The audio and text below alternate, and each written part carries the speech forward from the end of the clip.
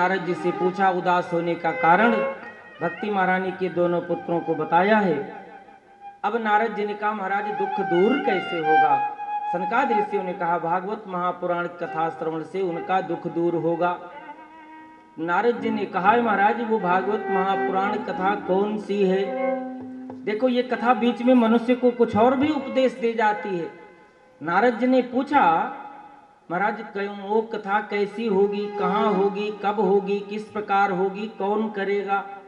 तो सनकादिक ऋषियों ने कहा, मुझे मालूम लगता है संसार में मनुष्य के जीवन में विपत्ति आने से बुद्धि कार्य करना बंद कर देती है। नारद जी क्या तुम्हारे जीवन में कुछ ऐसा है? बोले कैसे? सनकादिक ऋषियों ने याद दिलाया, नारद जी आप वही नारद जी हैं जिन्होंने भगवान व्यास जी को भागवत महापुराण कथा लिखने के लिए, संसार में प्रदान करने के लिए उपदेश दिया है, और आप ही भूल गए भागवत महापुराण की कथा कौन है?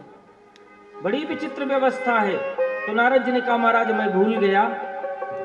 सनकादिक ऋषियों ने बताया है 7 दिवस के अंतर्गत भगवान के समस्त चरित्र को बैठ करके नियम अनुष्ठान के साथ श्रवण किया जाए तो संसार में मनुष्य के जीवन में सोए हुए ज्ञान वैराग्य जाग जाते हैं। महाराज नारद जी ने कहा, भला मैं रुक कैसे सकता, और मुझे सुनाएगा कौन? आप ही कृपा करें। तो सनकादिक ऋषियों ने कहा, चलो मैं एक सुनाऊंगा। नारद जी की प्रार्थना को स्वीकार किया है और स्थान बताया है हरिद्वार में 7 सरोवर। सनकादिक ऋषियों ने नारद जी को स्वीकृति दिया। नारद जी महाराज हरिद्वार के निकट 7 सरोवर के सानिध्य में, जहां महाराज वो वन है जहां देवता भी आ सकते हैं, संसार का मानव भी आ सकता है, ऐसे पावन स्थान पर आकर के नारद जी ने आज समस्त ऋषियों को, समस्त देवताओं को, गंधर्वों को, यक्षों को, किन्नरों को, मनुष्यों को, सबको निमंत्रण दिया। सभी लोग पहुंचे हैं। जो लोग नहीं आए उस समय महाराज कुछ ऋषि मंडल जाकर के उनको भी बुला करके लाए हैं। सभी लोग पहुंचे। नारद जी की प्रार्थना स्वीकार करके सनकादिक ऋषि पहुंचे हैं। सनकादिक ऋषियों को आसन पर बैठाया, उनका पूजन किया। सनकादिक ऋषियों ने कथा आरंभ किया। जैसे कथा आरंभ किया वहां एक घटना घटी। बोले क्या? बोले भक्ति महारानी अपने दोनों पुत्रों को लेकर के कथा मंडप में प्रवेश कर गई। बोलो वृंदावन बिहारी लाल की जय। कर नहीं पाया किस्मत का हूँ मारा। भक्त भगवान के दरबार में पहुंचा और कहने लगा, हे भगवान, मैंने इस जन्म में कोई अच्छे कर्म नहीं किए, और मुझे जब अगला जन्म देना तो ऐसी व्यवस्था बना देना कि आपकी भक्ति कर पाऊं। कहने लगा कि भक्ति सेवा कर नहीं पाया किस्मत का हो मारा। तेरे प्रेमी के घर में मुझे देना जन्म दोबारा। तेरे प्रेमी के घर में मुझे देना जन्म दोबारा। तेरे प्रेमी के घर में मुझे देना जन्म दोबारा। तेरे प्रेमी के घर जन्म दोबारा। भक्ति सेवा कर नहीं पाया, भक्ति सेवा कर नहीं पाया किस्मत का हो मारा। तेरे प्रेमी के घर में मुझे देना जन्म दोबारा। तेरे प्रेमी के घर में मुझे देना जन्म दोबारा। तेरे प्रेमी के घर में मुझे देना जन्म दोबारा।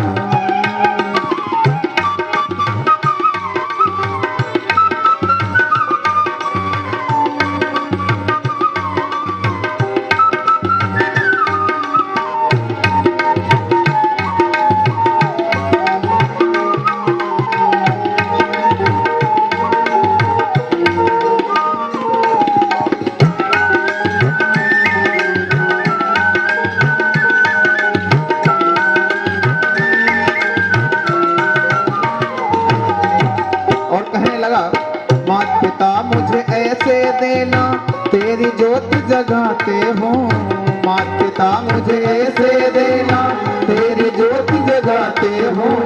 हे भगवान, अगले जन्म में जब मेरे को जन्म देना तो ऐसे माता पिता के यहाँ जन्म देना जो आपकी ज्योत जगाते हैं।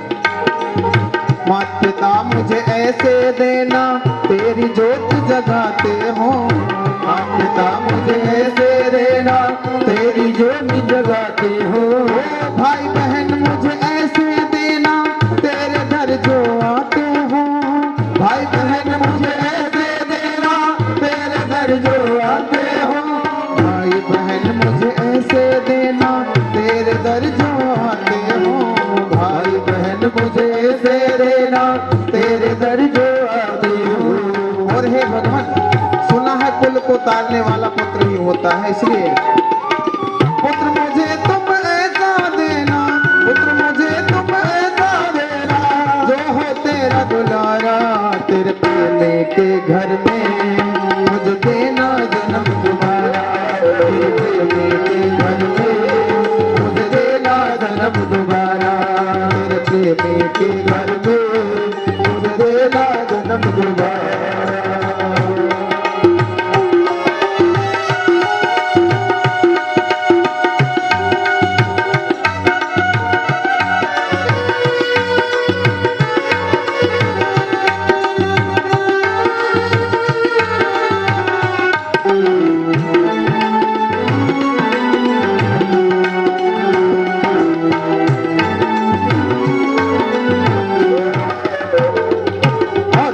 गली मोहल्ला ऐसा देना कीर्तन होता रहता हो।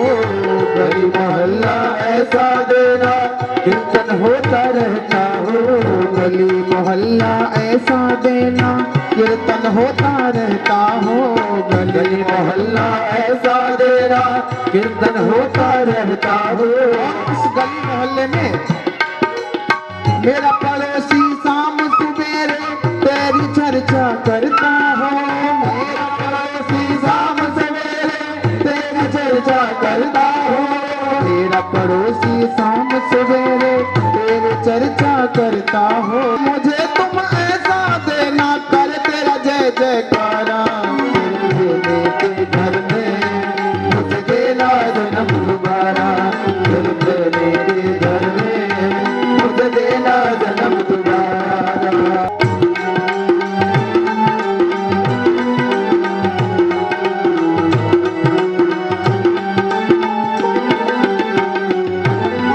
और हे भगवान, इस कलयुग में मनुष्य के पास इतना समय नहीं है, इसलिए एक व्यवस्था और बना देना। छोटा सा मंदिर हो तेरा मेरी गली के नुक्कड़ पे। छोटा सा मंदिर हो तेरा मेरी गली के नुक्कड़ पे। अगर गली के नुक्कड़ पे मंदिर होगा तो एक पंथ और दो काज हो जाएगा, इसलिए छोटा सा मंदिर हो तेरा मेरी गली के नुक्कड़ पे। छोटा सा मंदिर हो तेरा मेरी गली के नुक्कड़ पे। तेरा दर्शन करते जाए निकले जब अपने घर से। तेरा दर्शन करते जाए निकले जब अपने घर से। तेरा दर्शन करते जाए निकले जब अपने घर से। तेरा दर्शन करते जाए निकले जब अपने घर से। बनवारी तेरे चरणों में, बनवारी तेरे चरणों में, बनवारी तेरे चरणों में होता रहे गुजारा। तेरे प्रेमी के घर में मुझे देना जन्म दोबारा। तेरे प्रेमी के घर में मुझे देना जन्म दोबारा। भक्ति सेवा कर नहीं पाया, भक्ति सेवा कर नहीं पाया, किस्मत का हूँ हमारा। तेरे प्रेमी के घर में मुझे देना जन्म दोबारा। तेरे प्रेमी के घर में मुझे देना जन्म दोबारा। मुझे देना जन्म दोबारा। मुझे देना जन्म दोबारा। वर्णन करते हैं। सनकादि ऋषियों ने नारद जी को माध्यम बना करके कथा श्रवण कराया। भक्ति महारानी कथा मंडप में प्रवेश करती हैं ज्ञान और वैराग्य दोनों पुत्रों को लेकर के।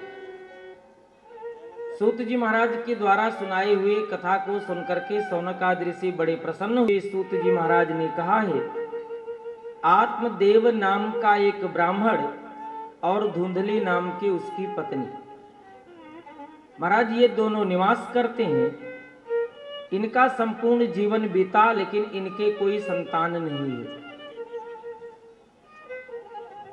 जब इनकी वृद्धावस्था आई तो जो आत्मदेव है वो संतान की जिज्ञासा को लेकर के जीवन भर तो दुखी रहा, लेकिन अंत के समय में भी प्राण त्यागने के लिए जंगल में एक तालाब के किनारे चला गया।